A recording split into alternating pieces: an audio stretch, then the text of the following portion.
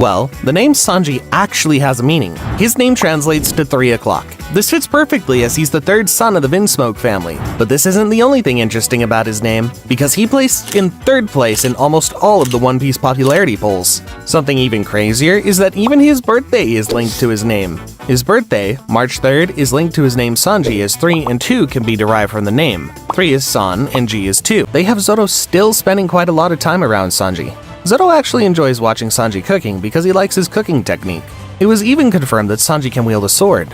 Who could have known? Okay, he's probably gonna take it the hardest out of all the Straw Hats. I mean, in a sense, he is the little kid inside of the crew, right? And losing Luffy, that is basically something between his big brother figure or even father figure at some points, would definitely not be easy on him. So naturally, Chopper would be crying the most out of every Straw Hat. And he would probably say something along the lines of, what's the point of being the best doctor in the world if I can't save my own captain? Have you ever wondered what would happen if Luffy actually died? I mean, after all, he was pretty close to death on multiple occasions, with many people thinking that he only survived due to plot armor. Do you know that Sanji has actually been censored on 2 occasions because of some, controversial things he's done? The first one happened when he was leaving the Okama Island. Instead of waving goodbye, he instead pointed his middle finger at them. By not showing it much to the outside world, mainly due to his job and status as a Marine, Garp deeply cares about Luffy. I mean, remember how he reacted when Akainu turned Ace into a donut? Yeah, he was absolutely about to destroy Akainu on the spot. So by that logic, let's just say that whoever managed to actually kill Luffy, well, things don't look so good for them. The only reason Garp held back was because Akainu was a fellow Marine, and thus Garp should not attack him. But have Luffy be killed by anyone other than a Marine? Oh yeah, Garp is about to go demon time. Sanji's goal is to find the All Blue, thus allowing him to create the ultimate culinary paradise. But what's really the point in all that if his captain dies in the process? Sanji would remember all the good, bad, and funny moments he shared with Luffy, and tears would start running from his eyes. He would remember all the times Luffy did not give up on him. The moment he joined his biggest challenge, aka in Whole Cake Island arc, where Sanji literally attacked Luffy, and yet Luffy did not give up on him. Sanji... Bellemere's death!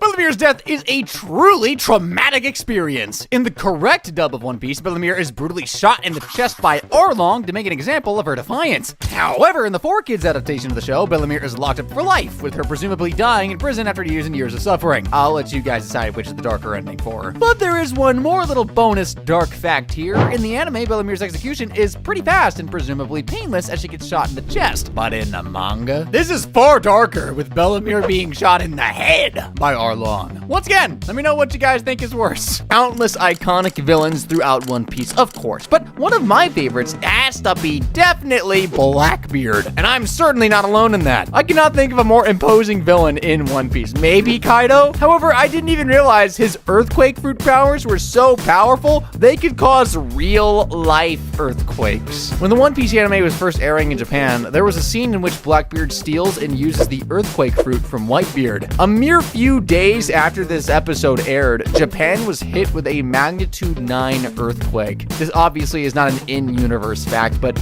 you gotta admit, it's still a pretty dark coincidence. Did you know that Brook is the only Straw Hat who never met any of Luffy's brothers? Sabo is first introduced during the Dressrosa arc when he meets part of the crew. During this time, Brook was already on Zoe, and Brook wasn't even a part of the crew when they met Ace in Alabasta. I couldn't blame you if you weren't paying too much attention to details like that. After all, One Piece has now been going on for like, what, 25 years? I mean, that wasn't always the case. Did you know that Brook is the only Straw Hat who never met any of Luffy's brothers? Sabo is first introduced during the Dressrosa arc when he meets part of the crew. During this time, Brook was already on Zoe, and Brook wasn't even a part of the crew when they met Ace in Alabasta. I couldn't blame you if you weren't paying too much attention to details like that. After all, One Piece has now been going on for like, what, 25 years? I mean, that wasn't always the case. Oda has been secretly hiding a character in the back of the One Piece manga for almost 30 years. Meet Panda Man in his first appearances in chapter 44 of the manga and then episode 16 of the anime.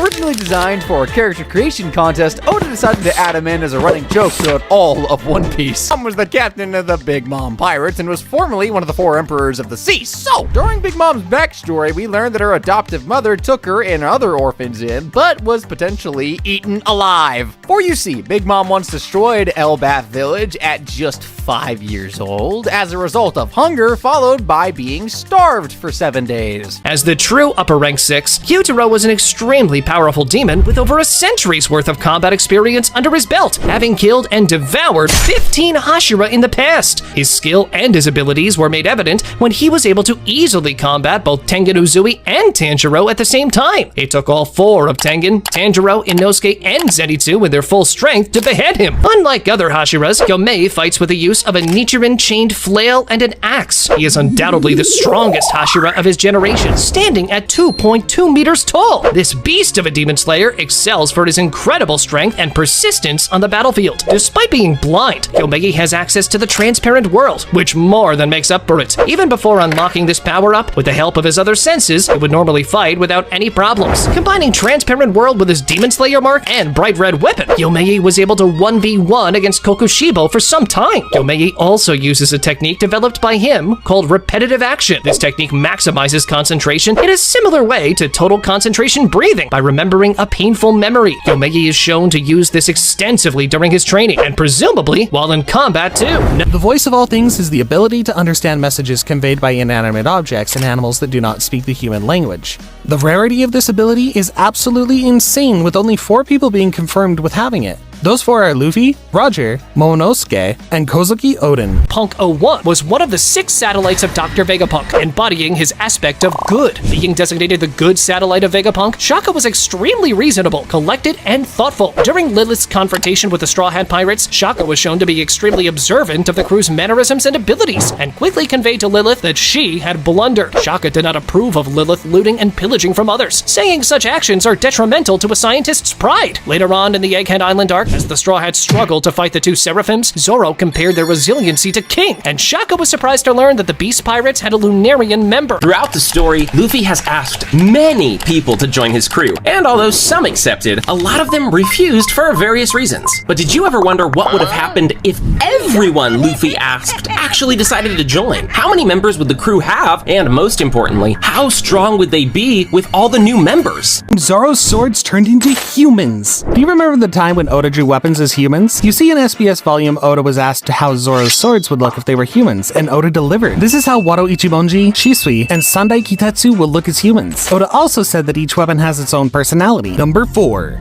Beast Pirates. The Beast Pirates were an emperor crew consisting of animal hybrids who followed every command of their captain Kaido, the world's strongest creature and king of the beasts. Kaido is an unstoppable force of nature whose skin is so tough, he survived every execution attempt on his life and was believed to be truly invincible. Like this incredible toughness wasn't enough, he also had the mythical Zoan-type devil fruit, Uo Uo no Mi, which allowed him to transform into a giant dragon. At one point, Beast Pirates attempted to attack Whitebeard Pirates in the hope of killing Whitebeard, something no one in the world would dare to do.